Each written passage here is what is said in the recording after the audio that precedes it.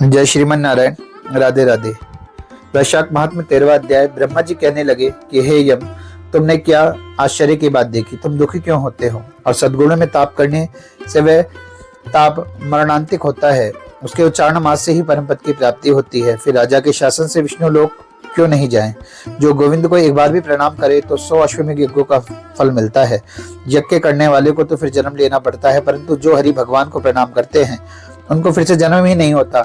उस प्राणी को कुरुक्षेत्र जाने से क्या या सरस्वती में स्नान करने से क्या, जिसके जिह्वा के अग्रभाग पर हरि के 2 अक्षर विराजमान हैं? ब्राह्मण, चांडाली अथवा विशेषकर रजस्वला से संगम करता है, यदि वह नित्य प्रति विष्णु भगवान का स्मरण करे तो विष्णु लोक को चला जाता है। अवक्ष्य भक्षण करने से जो बहुत से पाप इकट्ठे हो जाते हैं, उन पापों से छूटकर विष्णु भगवान का स्मरण करने से ही प्राणी विष्णु की सायुज्यता प्राप्त करता है। हे हम, ऐसे ही यह वैशाख मास की विष्णु भगवान को बहुत प्रिय है। इस धर्मों के सुनने से संपूर्ण पाप दूर हो जाते हैं। जो पुरुष वैशाख में कई हुए धर्मों को करता है, उसके गुणानुवाद गान करता है, उससे भगवान प्रसन्न होते हैं। वह निश्चय ही बैकुंठ को जाता है, अर्थात वैशाख धर्मों को करने वाला अवश्य उस गति को प्राप्त करता है। वह जगत का स्वामी पुरुषोत्तम हमारा भी तो पिता है। जो वैशाख के मास में भगवान के प्रिय धर्मों को करता है, उस पर विष्णु भगवान प्रसन्न होकर सदा उसकी सहायता करते हैं। और सारे राजा का प्रभाव मेरे वश में नहीं है, क्योंकि वासुदेव भगवान के भक्तों का अशुभ कहीं भी नहीं होता। उसको कुछ भी जन्म, मृत्यु, जरा, व्याधि और भय नहीं होते। स्वामी का कार्य करने की जब तक नियुक्त पुरुष में शिक्त रहते हैं, तब तक कार्य किए जाएं तो वह नरकगामी नहीं होता। और जब कार्य करने की शक्ति जाती रहे, तब स्वामी से निवेदन कर दें, तब उस समय सेवक अनर्ण हो जाता है और वह नियोगी सुख भी पाता है। अतएव जो अपने प्रयोजन को निवेदन कर देता है, वह ऋण रहित हो जाता है और न कुछ उसका पातक रहता है। यम की यह बात सुनकर ब्रह्मा जी बड़े सोच में डूब गए। अपने कर्तव्य का पालन करने पर देहधारियों का कुछ अपराध नहीं होता है। यम, जब तू इस कार्य के करने से असमर्थ है तो तेरा क्या दोष? तू सोच मत। जब ब्रह्मा जी ने ऐसा कहा तो यम बहुत ही दुखी हुआ। अश्रुपान करता हुआ अत्यंत दीन वचनों से कहने लगा, हे तात, मुझे आपके चरणों का भजन करने से सब कुछ मिल गया, परंतु हे ब्राह्मण, अब मुझे अपने काम पर जाने की इच्छा नहीं है। जब तक पृथ्वी मंडल पर यह महावीरवान राजा शासन करेगा, हे प्रभु, इस राजा को जब से अपने धर्म से चलायमान करा दूंगा। अब कृत्य होऊंगा, जैसे गया में पिंड दान करने वाला पुत्र होता है। हे कृपालु, आप मेरे इस कार्य को सिद्ध कर दीजिए, जब मैं फिर से शासन करूंगा। यम की यह बात सुनकर ब्रह्मा जी बड़े सोच में पड़ गए और यम को अनेक प्रकार से समझाकर कहने लगे, हे यम, विष्णु धर्म में परायण राजा का निग्रह तू नहीं कर सकता। जो तू कोप के वश को यूं ही चाहता है, तो चल, मैं तुझे दोनों विष्णु भगवान के पास चले, उनके सामने सब कथा सुनाएंगे। फिर जैसी उनकी आज्ञा होगी वैसे ही, क्योंकि वे विष्णु भगवान संपूर्ण लोगों के कर्ता और धर्म को पालन करने वाले हैं। वे हमारे दंडदाता, शास्त्र और नियम को चलाने वाले हैं। हे वृष, भगवान की आज्ञा के विरुद्ध हम कुछ भी नहीं कर सकते और नए भूमि पर राजा की भक्ति से विरुद्ध कुछ दिखाई देता है। इस प्रकार यम को समझाकर उसे साथ ले ब्रह्मा जी क्षीर सागर में गए और चिन्ह मात्र निर्गुण स्वरूप परमेश्वर अद्वितीय पुरुषोत्तम भगवान की सांख्य योग से स्तुति करने लगे। तब ब्रह्मा की स्तुति सुनकर विष्णु भगवान प्रकट हुए। तब यम और ब्रह्मा शीघ्र प्रणाम किया और विष्णु भगवान मेघ के समान गंभीर वाणी से कहने लगे, तुम यहाँ क्यों आए हो और क्या राक्षसों ने तुम्हें भेजा है? यम का मुख मलिन क्यों हो रहा है? इसके कंधे क्यों झुक गए हैं? ब्राह्मण, आप यह सब वृत्तांत बताइए। तब ब्रह्मा जी बोले, इस श्रेष्ठ सेवक राजा के शासन में सब मनुष्य वैशाख के धर्मों को करके आपके विष्णु पद को प्राप्त करते चले आ रहे हैं। इसी कारण यम राजा से युद्ध करने गया था, उसे मारने के लिए। तब यमदंड उठाया, तब आपके चक्र ने इसे परास्त कर दिया। यह दुखी हो मेरे पास आया है। हम भी आपके महाभक्तों को दंड देने में सामर्थ्य नहीं रखते। अतएव हे प्रभु, हम आपकी शरण में आए हैं, इसलिए हे प्रभु, उस राजा को दंड देकर आप अपने यम की रक्षा करिए। ब्रह्मा के वाक्य सुनकर विष्णु भगवान हंसे और ब्रह्मा जी और यम से बोले, मैं लक्ष्मी जी तथा प्राण और देह का त्याग कर सकता हूँ। श्रीवस्त्र, कौस्तुभ मणि तथा वैजंती माला का भी त्याग कर सकता हूँ। श्वेत दीप, वैकुंठ, क्षीर सागर, शेष और गरुड़ को छोड़ सकता हूँ, परंतु अपने भक्तों को कदापि नहीं त्याग सकता।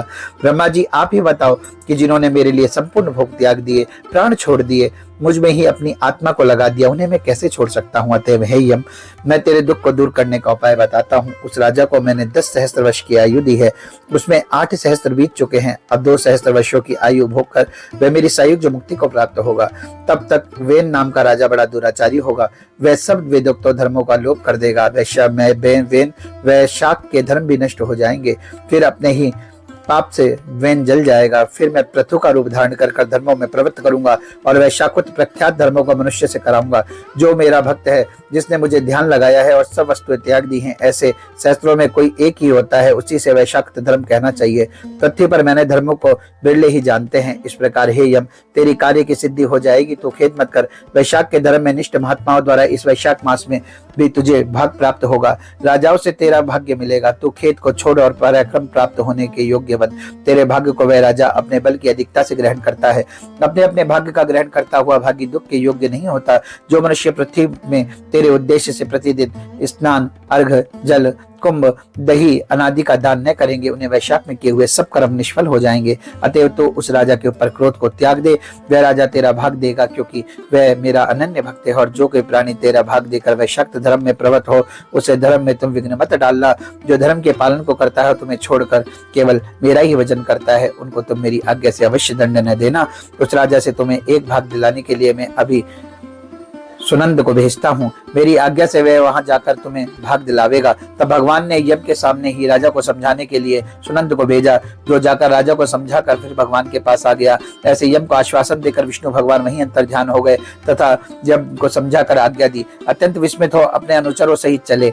यम भी कुछ प्रसन्न चित्त हो अपनी पुरी को चला गया। फिर विष्णु भगवान की आज्ञा से जैसे ही सुनंद कह आया था, वैसे ही वैशाख के धर्मों में परायण सभी मनुष्य यम को भाग देने लगे। राजा ने यह सब कह दिया कि जो कोई धर्मराज का भाग नहीं देगा, उसके वैशाख में किए हुए कर्मों को स्वयं यमराज ले लेंगे।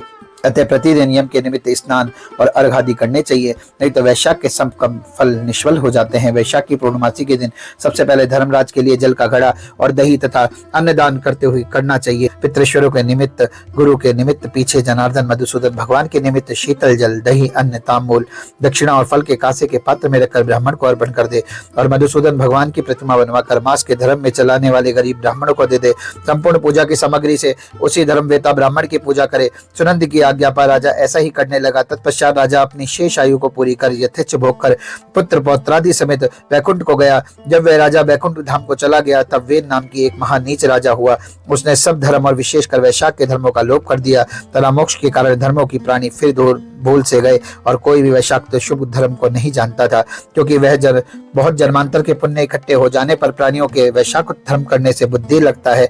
यह सुनकर राजा मैथिली ने पूछा, महाराज, आपने फिर यही कथा कही थी कि दुरात्मा राजा वेन पहले मनवंतर में हुआ और यह सूर्यवंश में श्वांकु के कुल में जन्मे। ये कथा मैंने आपसे पहले सुनी थी और अब आपने ऐसा कहा कि पूर्व राजा के वैकुंठ धाम जाने पर वैन राजा होगा। हे महामते शुद्धदेव, मेरे संशय को दूर कीजिए। शुद्धदेव जी बोले, राजन, युग और कल्पों की व्यवस्था पुराणों में विषय अनुसार है, अतः इस कथा की अप्रसंगता में तुम्हें शंका करना ठीक नहीं है। जैसे जैसे जो कुछ जिन जिन कल्पों में कथाई हुई है और मार्कंडे जी ने मुझसे कही, वही सब मैंने तुम्हें सुनाई है। अतः वैशाक्त धर्म बहुत शुभ प्रसिद्ध नहीं। विष्णु भगवान के कोई विरले ही भक्त इन धर्मों को जानते हैं।